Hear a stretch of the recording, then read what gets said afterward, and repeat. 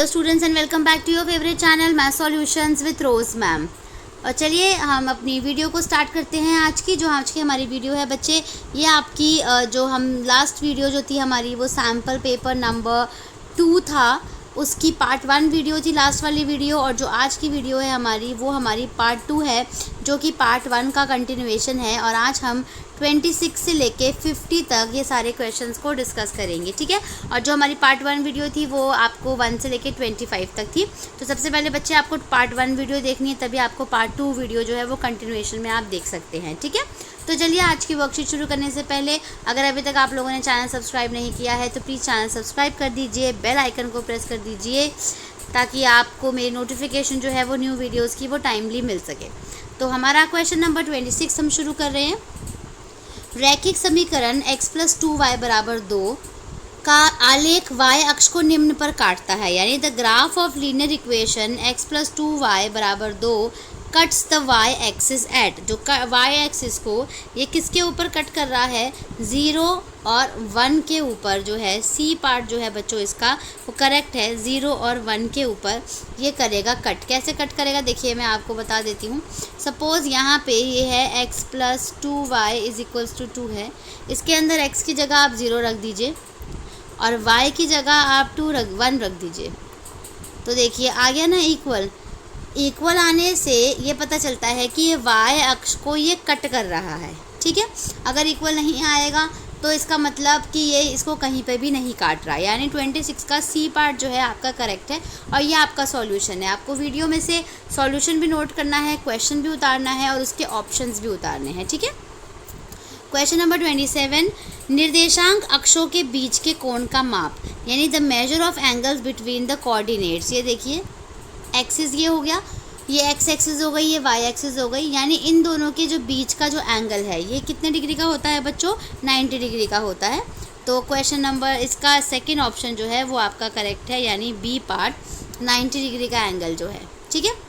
Question number 28, यदि एक त्रिभुज का आधार दे रखा है 12 और ऊंचाई दे रखी है 8 तो त्रिभुज का क्षेत्रफल ज्ञात कीजिए। यानी the base of A triangle is 12 centimetre given है, हाइट इज़ 8 सेंटीमीटर। आपको एरिया निकालना है। तो एरिया ऑफ द ट्राइंगल बच्चों क्या होता है, half into B into H होता है। आपके पास हाफ की जगह हाफ लिखोगे आप, बेस की जगह 12 दिया हुआ है और एच की जगह आपको दिया हुआ है 8। कट कर लीजिए इसको, 2 6 = 12, 6 8 कितना हो गया, 48 सेंटीमीटर स्क्वायर। तो 48 क्या आपको नज़र आ रहा है ऑप्शन में, ए ऑप्शन करेक्ट है, यानी आपका 48 centimetre square. This is the solution, this is the question and these are the options. Question number 29, समीकरण y = 5 दो चरों में इस प्रकार लिखा जाता है। The equation y = 5 in 2 variables can be written as. ये देखिए y = 5 है ना, तो आपको उसको लिखने के लिए ये इसका डी पार्ट करेक्ट है। कैसे है मैं बता देती हूँ, क्योंकि y की तो वैल्यू 5, मतलब y = 5 अगर आपको लिखना है तो यानी x और y, यानी y की वैल्यू तो फिर भी 1 दे रखी है लेकिन x 0 है तो 0.x हो जाएगा, और y की वैल्यू 1 है तो 1.y हो जाएगा, और 5 जो है वो = में आ जाएगा। अगर हमें इसे 2 वेरिएबल में लिखना है तो एक वेरिएबल ये हो गया और एक वेरिएबल ये हो गया, यानी ऑप्शन डी जो है वो इसका करेक्ट है। क्वेश्चन नंबर 30, दी गई आकृति में m समांतर है n के तो y का मान ज्ञात कीजिए। यानी in the given figure m parallel to n then the value of y की वैल्यू निकालनी है बच्चों। तो देखिए इन दोनों, ये जो दोनों एंगल्स हैं ना, ये दोनों जो हैं वो इसके टोटल होंगे। क्यों? क्योंकि ये इसका बाहरी कोण है, यानी इसका एक्सटीरियर एंगल है। तो अगर आपको ये पता चल गया कि ये 60 है तो 60 में से 25 माइनस कर दीजिए। अब 60 में से y की वैल्यू कैसे निकलेगी, 60 में से 25 माइनस कर दोगे तो कितना आ गया आपका, 35 आ गया, ठीक है। तो 35 डिग्री यानी 30 का सेकंड ऑप्शन जो है वो बी ऑप्शन वो करेक्ट है आपका, 35 डिग्री आपका इसका करेक्ट आंसर है। y की वैल्यू आपने 35 डिग्री निकाल दी। क्वेश्चन नंबर 31 करेंगे। किसी उद्देश्य के लिए एकत्रित की गई जानकारी के संग्रह को कहा जाता है माध्यक, बहुलक या आंकड़े। The collection of information collected for a purpose is called mean, median, mode या फिर डेटा। तो इसका करेक्ट आंसर जो है बच्चों वो है आपका डेटा। तो आंकड़े हिंदी में बोलेंगे आंकड़े और इंग्लिश में बोलेंगे डेटा। क्यों किसी भी उद्देश्य के लिए अगर कोई जानकारी कलेक्ट की जाती है ना, इकट्ठा की जाती है, तो हम उसको डेटा कहते हैं। क्वेश्चन नंबर 32, यदि किसी त्रिभुज के दो शीर्षों से सम्मुख भुजा तक के शीर्ष लंब समान हो तो त्रिभुज कौन सा होगा? यानी त्रिभुज जो है समबाहु होगा, समद्विबाहु होगा, विषमबाहु होगा या समकोण होगा। If the altitudes from two vertices of a triangle to the opposite sides are equal, then the triangle is equilateral, isosceles, scalene या राइट एंगल ट्राइंगल। तो क्वेश्चन हमने रीड कर लिया। अब हम इसकी ड्राइंग बना लेते हैं कि एक ट्राइंगल है और इसके एक वर्टिस से दूसरे वर्टिस पे ये इस तरीके का अगर देखा जाए तो क्या इसमें खींचा गया है, शीर्ष लंब खींचा गया है, यानी जो है ऑल्टीट्यूड है। ठीक है, तो बेसिकली ऑल्टीट्यूड के लिए जो ये दो साइड्स हैं अगर ये इक्वल होंगी तो ये कौन सा ट्रायंगल होगा बच्चों? ये आइसोसेलेस ट्रायंगल होगा। हिंदी में बोलेंगे इसको समद्विबाहु त्रिभुज और इंग्लिश में बोलेंगे इसको आइसोसेलेस ट्रायंगल। ठीक है, क्वेश्चन नंबर 33, x बराबर 5 का आलेख एक रेखा है, यानी a मूल बिंदु से 5 इकाई की दूरी पर x अक्ष के समानांतर, मूल बिंदु से 5 इकाई की दूरी पर y अक्ष के समानांतर, या y अक्ष पर अंताखंड बनाना 5 बनाना, या y अक्ष पर अंताखंड 5 बनाना। इंग्लिश में रीड कर रही हूँ। The graph of x is equals to 5 is a line parallel to the axis at a distance 5 units from the origin, parallel to y axis at a distance 5 units from the origin, making an intercept 5 on the axis x axis and making an intercept 5 on the y axis। तो इसका हम पहले तो drawing बना लेते हैं बच्चों। देखिए क्वेश्चन नंबर 33 जो है आपका, क्वेश्चन नंबर 33 के लिए आपको क्या बोल रखा है कि x इज इक्वल्स टू 5 जो है वो आपको बनाना है। ठीक है, तो बेसिकली जो x इज इक्वल्स टू 5 होगा वो किसके समांतर होगा? देखिए ये आपकी x लाइन है, ठीक है, और ये y है। तो अगर आपको x इज इक्वल्स टू 5 बनाना है तो आप इधर बनाएंगे ना, मान लीजिए ये 5 है, इसकी यहाँ पे बनाओगे ना 1 2 3 4, ये आपका 5 हो गया। तो इसके ऊपर ये लाइन ड्रॉ करोगे x एक्सिस पे, तो ये किसके समानांतर हो गई? y लाइन के। तो यानी सेकंड ऑप्शन मूल बिंदु से 5 इकाई की दूरी पर x अक्ष के समानांतर है, and b parallel to y axis at a distance 5 units from the origin. ये डिस्टेंस जो है बच्चों, ये डिस्टेंस जो है वो 5 यूनिट्स का है, यानी 5 इकाई का है। ठीक है, तो बी पार्ट जो है बच्चों वो इसका करेक्ट है। Now will do question number 34। एक त्रिभुज का क्षेत्रफल आपको दिया हुआ है 150 150, उसके भुजाओं का अनुपात ये दे रखा है, त्रिभुज का परिमाप निकालना है। यानी एरिया ऑफ ए ट्राइंगल आपको गिवन है 150, sides are in the ratio 3:4:5, what is its perimeter? तो पेरीमीटर निकालना है। तो पहले तो अगर आप ये देखें s निकाल लीजिए इसका, तो ये हो जाएगा आपका, अगर आप x ले लेंगे तो 3x + 4x + 5x अपॉन में 2, यानी 12x अपॉन में 2। कट करोगे तो कितना आ जाएगा बच्चों? ये 6x आ जाएगा। यानी जो आपका एरिया का फॉर्मूला है वो लगा दीजिए। एरिया वाले फॉर्मूले में क्या होता है? पहले s - a, मैं फॉर्मूला लिख देती हूँ, s - a s - b और s - c। इसको सॉल्व करेंगे तो s की जगह 6x में से 3x माइनस करा, 6x में से 4x माइनस करा और 6x में से 5x माइनस किया। ठीक है, 3 4 और 5 माइनस करना है। तो 6x तो सेम रहा, 3 माइनस करोगे तो 3x आ गया, 4 माइनस करोगे तो 2x आ गया और 1 माइनस करोगे तो 1x आ गया। ठीक है, अब 1x आ गया। अब देखिए किस तरीके से करेंगे हम, कितने जो हैं इसमें कितने हो गए? x तो देखिए कितने हो गए? 4 हो गए। ठीक है, या फिर हम इसको इस तरीके से कर लेते हैं। देखिए 6x इंटू 3 2 ज़ा, ये भी 3 2 ज़ा, इन दोनों को मल्टीप्लाई करेंगे 3 दूनी 6x हो जाएगा, इंटू 1x, ये x² भी होगा बेटे, x मल्टीप्लाई करके। अब 6 और 6 तो कॉमन है तो 6 बाहर निकाल दीजिए। x देखिए कितने हैं? 2 3 और 4 कॉमन है, तो यानी 2 तो इस अंडर रूट से कट गए, तो कितने बचे? 2 ही बचे। ठीक है, 6x² बचा। तो 6x² जो है वो किसके इक्वल होगा? एरिया के इक्वल। एरिया कितना दिया हुआ है आपको? 150 दिया हुआ है ना, 6x² कर दीजिए, 150 को 6 से डिवाइड कर दीजिए, x² की वैल्यू निकालनी है आपने। कितना आ गया? 25 किसका स्क्वायर होता है बच्चों? अगर हम बात करें तो 5 का। x की वैल्यू कितनी आ गई? 5 आ गई। अब आपको पेरीमीटर निकालना है, तो चलो पेरीमीटर निकाल देते हैं। तो पहली साइड क्या है, सपोज ए 3x है, तो 3 इंटू कितनी आई थी 5, 15 हो गई। ठीक है, बी वाली साइड कितनी है 4x, यानी 4 इंटू 5 20, और सी वाली साइड कितनी है 5x, यानी 5 इंटू 5 25। सबको प्लस कर दीजिए, 15 को, 20 को और 25 को। कितनी हो गया आंसर 60 सेंटीमीटर, यानी 34 का जो फोर्थ पार्ट है, डी पार्ट जो है वो बच्चों करेक्ट आंसर है। ठीक है, 60 आंसर। क्वेश्चन नंबर 35 करेंगे अभी हम। यदि ट्राइंगल PQR सर्वांगसम है EFD के, तो E बराबर है किसके। ठीक है, सपोज ये आपका PQR ट्राइंगल है, PQR है, और किसके बराबर है ये EFD के बराबर है। ठीक है, EFD के बराबर है, तो जो एंगल E है, E एंगल, वो किसके बराबर होगा बच्चों, एंगल P के बराबर होगा। यस, क्योंकि सर्वांगसम है ना, कॉन्ग्रेंट है ना, तो 35 का A पार्ट जो है वो इसका करेक्ट होगा, यानी triangle P, sorry angle P, समझ आया, कोण P जो है वो बराबर है। तो आपका क्वेश्चन नंबर 35 भी हो गया। अब हम करेंगे क्वेश्चन नंबर 36। त्रिभुज ABC की भुजाओं BC, CA और AC के AB के मध्य बिंदु DE और F है तथा DEF त्रिभुज के किसके सर्वांगसम होगा। तो एक तो त्रिभुज ABC ले लो बच्चों, आप ABC ले लिया, इसमें जो BC है उसका पॉइंट D है मध्य बिंदु, जो CA है उसका पॉइंट E है, और जो AB है उसका पॉइंट F है। इनको भी मिला लीजिए। अब जो ट्रायंगल DEF है, यानी जो छोटा वाला ट्रायंगल जो है, ये जिसको मैं कलर कर रही हूँ, ये किसके सर्वांगसम होगा, ये आपको निकालना है। तो ये छोटे वाले के भी सर्वांगसम होगा, इसके भी होगा और इसके भी होगा। समझ आया।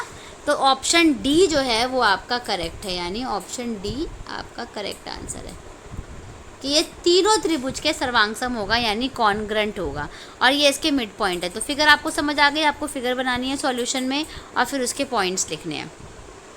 क्वेश्चन नंबर 37, एक समबाहु त्रिभुज का परिमाप दिया हुआ है 60 और त्रिभुज का क्षेत्रफल निकालना है। ठीक है, तो बेसिकली जो एक इक्विलेटरल ट्राइंगल है ना, उसका 60 डिग्री पेरीमीटर दिया हुआ है, तो एरिया निकालना है। तो पहले एस निकाल लीजिए, पेरीमीटर अपॉन में 2 होता है ना, तो 60 अपॉन में 2 हो गया, यानी कितना आ गया 30 आ गया। तो एरिया निकाल दीजिए, एरिया क्या होगा इसका बच्चों 60 में से 30 माइनस किया, 60 में से 30 माइनस किया, 3 साइड्स है ना, और 60 में से 30 माइनस किया, माइनस करेंगे तो क्या आएगा 60 की जगह 60, 30 और 30। ठीक है, ये हो गया 30 करके आपने इस तरीके से इसको माइनस कर दिया। अब आप देखिए, जब आपने इसको जो है इस तरीके से माइनस किया है, अब इसको सॉल्व कैसे करेंगे हम ये देख लेते हैं। सॉल्व कैसे करोगे, देखिए बच्चों, ये तो आपका जो है वो आ गया। ठीक है, 60 नहीं, ये बच्चे इसका हम दोबारा से कर लेते हैं। जो आपका एस है, एस तो जो है वो है आपका 60/2 यानी 30, और जो एरिया का फॉर्मूला लगेगा वो आपका 30 निकलेगा। एस होता 30 माइनस 20 और 30 माइनस 20। क्यों? क्योंकि जो आपका ट्रायंगल है ना, उसकी एक साइड कितने की 20 है, तभी उसका जो परिमाप निकला था यानी पेरीमीटर निकला था वो 60 निकला था। अब इसको सॉल्व कर लीजिए आगे। 30, 10 और 10, तो ये 10 के तो जोड़ा बन गया, इसको बाहर निकाल लीजिए, इसको बाहर निकाल लीजिए। अंदर क्या बचा आपके पास 30 इंटू 10 बचा था ना, तो इस 30 को भी हम 10 इंटू 3 कर देते हैं, तो 10 का भी जोड़ा बन गया, यानी 10 को भी बाहर निकाल लीजिए। तो 10 10 सा 100 हो गया, और अंदर क्या बचा √3। तो आपका ऑप्शन जो है वो डी करेक्ट है बच्चों, डी ऑप्शन करेक्ट है, यानी 100/√3। तो क्वेश्चन नंबर 37 भी डन। आप 38 करेंगे। एक समद्विबाहु त्रिभुज जिसका क्षेत्रफल 12 सेंटीमीटर दिया हुआ है आपको, ठीक है। क्षेत्रफल आपके पास ऑलरेडी गिवन है कि क्षेत्रफल जो है वो आपका कितना है, 12 सेंटीमीटर आपको दिया हुआ है। अब आपको क्या करना है, उसकी बराबर भुजाओं में से एक भुजा 5 दे रखी है, यानी आधार दे रखा है, तो आपको बेसिकली बेस निकालनी है, ठीक है, आधार निकालना है आपको, और आपको एक भुजा दे रखी है 5। तो जो एक भुजा दे रखी है बच्चों 5, उसको ए ले लीजिए, और बेस आपको नहीं पता उसको क्वेश्चन मार्क, या फिर बेस की जगह बेस। एरिया यानी क्षेत्रफल जो है वो कितना हो गया आपका 12 क्षेत्रफल कर दीजिए, ठीक है। अब इसको सॉल्व करें। एरिया जो है बच्चे वो समद्विबाहु त्रिभुज का क्या होता है, देखिए मैं बताती हूँ इसको। फॉर्मूला जो है इसका, एरिया यानी जो वो है इसका क्षेत्रफल है वो होता है b/4। अंडर रूट में ही फॉर्मूला याद रखना पड़ेगा, 4a² - b²। ए जो है वो कितना हमने भी किया था 5 है, और बी की जगह हम बी लिखेंगे, बी की जगह हमने 4 लिख दिया। ये आपको 12 दे रखा है ऑलरेडी, 4 की जगह आप 4 लिखोगे, ए की जगह आप 5 लिखोगे, और बी की जगह बी लिखोगे। ये इससे मल्टीप्लाई हो गया, 48 आ गया। ये हो गया बी, इसको सॉल्व करोगे तो आपके पास आ गया 100 - b², ठीक है। अब सॉल्व करते हैं इसको आगे। उसके बाद स्क्वायर कर दीजिए, यानी वर्ग कर दीजिए दोनों तरफ वर्ग कर दीजिए, और इंग्लिश में मैं लिख दूंगी स्क्वायरिंग बोथ साइड्स। तो 48 का स्क्वायर करोगे बच्चों तो वो 2304 हो जाएगा, और उसका स्क्वायर करोगे तो अंडर रूट हट जाएगा, और ये आंसर आ जाएगा आपका, ठीक है। अब इसको सॉल्व करोगे आप, और इसको मल्टीप्लाई करोगे, 100b² - b⁴ हो जाएगा। अब सारा एक तरफ लेकर आ जाइए, b⁴ - 100b² + 2304 = 0, ठीक है। अब इसके गुणनखंड बनाने हैं, यानी इसका मिडिल टर्म स्प्लिट करना है। तो क्वेश्चन था आपके पास b4 - 100b² + 2304 था, जिसमें आपको ये सेम रखो। इसको आपको बेसिकली मिड टर्म को स्प्लिट करना है, तो इसको कर लीजिए 64b² - 36b² प्लस ये, ठीक है। इन दोनों में कॉमन ले लीजिए, इन दोनों में कॉमन लेंगे तो b² कॉमन निकल जाएगा, और बचेगा क्या, b² - 64। इसमें 36 कॉमन लोगे तो बचेगा b² - 64, ठीक है। ये बन गया ना सेम। तो एक जगह आपने लिख दिया b² - 64 = 0, और एक जगह आपने ये वाले लिख दिए b² - 36 = 0। तो यहाँ से b की वैल्यू जो है, अभी मैं निकाल के दिखाती हूँ पीछे, b² की वैल्यू जो है वो 64, यहाँ पे b² = 36, तो b कितना हो जाएगा, 64 किसका अंडर रूट होता है बच्चों, 8 का होता है, और 36 किसका अंडर रूट होता है, 6 का। यानी b की वैल्यू या तो 8 आएगी या तो 6 आएगी। अब आपके पास क्या ऑप्शन अवेलेबल है, आप देखिए 6 और अवेलेबल है, तो इसको 6 करेक्ट कर दीजिए, यानी 38 का ए पार्ट जो है वो आपका करेक्ट आंसर है। क्वेश्चन नंबर 39 करेंगे हम। y = 7 का आलेख एक सरल रेखा है। अगर दोनों अक्षों को प्रतिच्छेद करना, y अक्ष के समानांतर, x अक्ष के समानांतर, या मूल बिंदु से गुजरना, ठीक है। तो क्वेश्चन नंबर जो 39 है आपका, उसका अब हम ऑप्शन देखने जा रहे हैं कि उसका ऑप्शन क्या है। तो देखिए y = 7, अच्छा इंग्लिश में पढ़ लेती हूँ मैं। The graph of y = 7 is straight line intersecting both the axes, parallel to y axis, parallel to x axis, या passing through the origin, ठीक है। तो इसकी ड्राइंग बना लेते हैं पहले। क्या बनेगी इसकी ड्राइंग, ये देखिए y = 7 बनाना है। y = 7 यानी इस तरीके से बनेगा, यहाँ पे 7 पे जाके ये 1 2 3 4 5 6 7 इस तरीके से बनेगा। ये वैल्यू, ये y एक्सिस है, ये x एक्सिस है। तो ये किसके समानांतर है बच्चों, y जो है वो x के समांतर है, x के पैरेलल है। तो यानी आपका जो ऑप्शन सी है वो करेक्ट है, x अक्ष के समानांतर, parallel to x axis. Now will do question number 40।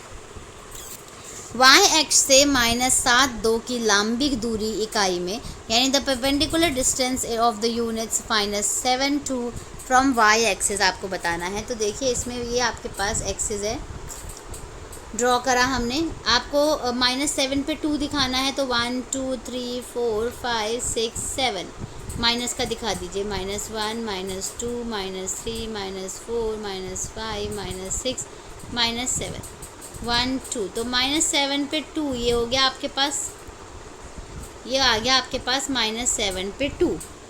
ठीक है। अब तो इसकी जो वाई एक्सिस से जो दूरी है बेसिकली वो बताना। ये देखिए वाई एक्सिस की जो दूरी है वो कितनी होगी बच्चों, 7 होगी। यानी आपका बी पार्ट जो है वो करेक्ट है, 7 जो है वो यूनिट्स वाई एक्सिस से दूर है ये। ठीक है, 40 का बी पार्ट करेक्ट है। समझ आया कैसे करेक्ट हुआ क्वेश्चन। अब आपके पास आ गया खंड स, यानी section C, case study based question. इसमें से 10 क्वेश्चन है जिसमें से आपको 8 अटेम्प्ट करने हैं। तो let me just read this question. Case study 1, कक्षा 9वीं की एक कक्षा में वास्तविक संख्याओं पर आधारित एक गतिविधि कराई जाती है। इस गतिविधि के अंतर्गत प्रत्येक विद्यार्थी को एक कार्ड उठाना है। प्रत्येक कार्ड पर एक नंबर लिखा हुआ है। पहले 5 विद्यार्थियों द्वारा उठाए गए कार्डों पर लिखे हुए प्रश्नों को नीचे दिया गया है। आप उन प्रश्नों के सही विकल्प का चयन कीजिए। इंग्लिश में पढ़ रही हूँ। Case study 1, in a classroom of class 9th an activity on real numbers is done with the students. A student has to pick a card and has to answer the question written on it. The cards picked up by first 5 students and their questions written on it are given below. Find its correct option या answer. तो चलिए question number 1 है, root 10 के विषय में कौन सा कथन सत्य है। यह एक प्राकृतिक संख्या है, अपरिमेय संख्या है, परिमेय संख्या है, या इनमें से कोई नहीं। Which of the following is true about root 10? It is a natural number, it is an irrational number, it is a rational number, या नन ऑफ दीज। तो इसका सही ऑप्शन है बच्चों, it is a irrational number, यानी यह अपरिमेय संख्या है। ठीक है, तो क्वेश्चन नंबर 41 का आंसर करेक्ट हो गया आपका, यह एक अपरिमेय संख्या है, यानी it is a irrational number. Question number 22, निम्न में से कौन सी संख्या एक अपरिमेय नहीं है। नहीं है आपको बताना है कि कौन सी संख्या परिमेय नहीं है। तो इसका डी ऑप्शन करेक्ट है बच्चों। कैसे है मैं बता देती हूँ। क्वेश्चन इंग्लिश में पढ़ रही हूँ। विच of the following is not irrational number. इसको सॉल्व कर दीजिए। देखिए 4 + 5 × 36 किसका स्क्वायर रूट होता है, 6 का होता है ना। 4 + 30, 6 5 = 30 और प्लस करा 34, यानी ये रैशनल नंबर निकल गया। तो इसलिए ये डी पार्ट जो है वो इसका करेक्ट है, क्योंकि ये इर्रेशनल नंबर नहीं है, बाकी सभी इर्रेशनल नंबर्स हैं। क्वेश्चन नंबर 43, और थोड़ा सा छुप गया, इसको इधर देख लेते हैं। पहले हिंदी वाले में लगा दूंगी मैं। 1/√3 एक डैश संख्या है, प्राकृतपूर्ण, अपरिमेय या अपरिमेय। तो इसका डी पार्ट जो है बच्चों वो करेक्ट है, यानी जो 1/√3 है वो एक अपरिमेय संख्या है। क्योंकि देखिए इसका अगर आप रैशनलाइज भी करते हो, सपोज़ परिमेयकरण भी करोगे इसका, तो भी √3 तो आएगा ही आएगा, आ रहा है ना। तो इसलिए अपरिमेय संख्या है। इंग्लिश में हम देखते हैं 1/3 is an dash number, natural, whole, rational या इर्रेशनल। तो डी इज़ करेक्ट ऑप्शन आपका, इर्रेशनल नंबर, यानी 1/√3 इज़ इर्रेशनल नंबर। ठीक है, अब है क्वेश्चन नंबर 44 करने जा रहे हैं हम। ये देख लीजिए 44 कर रहे हैं हम। 44 में p के किस मान के लिए एक अनवसानी आवर्ती दशमलव है, यानी for which value of p is a non terminating recurring decimal. तो 44 का क्वेश्चन नंबर बी पार्ट आपका करेक्ट है 7। इसको मैं बता देती हूँ किस तरीके से होगा। ये देखिए 251 है ऊपर और नीचे है 2⁵, और यहाँ पे आ गया आपका p², यानी p² की जगह आप कर दीजिए 7 का स्क्वायर। ठीक है, 7 का स्क्वायर करेंगे तो बेसिकली क्या होता है ना बच्चे, जब हम नीचे करते हैं तो ये जो नीचे वाले जो नंबर्स होते हैं वो किस तरीके के आते हैं, वो हमें हमेशा आपके प्राइम नंबर्स होंगे, और हमेशा जो है वो जैसे अब ये 7 का स्क्वायर आ गया और 2 का, दोनों प्राइम नंबर्स हैं। अगर आप इसको सॉल्व करोगे तो जो 2⁵ आया है, ये देखिए 251, और 2 की पावर 3 8 हो गया, और 7 का स्क्वायर जो है वो कितना हो गया 49 हो गया। इसको सॉल्व कर दीजिए आप। 9 8 ज़ा 72, ठीक है। बेसिकली नहीं 47 से करो। 8 9 ज़ा 72, 8 4 ज़ा 32, 32 और 7 कितने हो गए 39।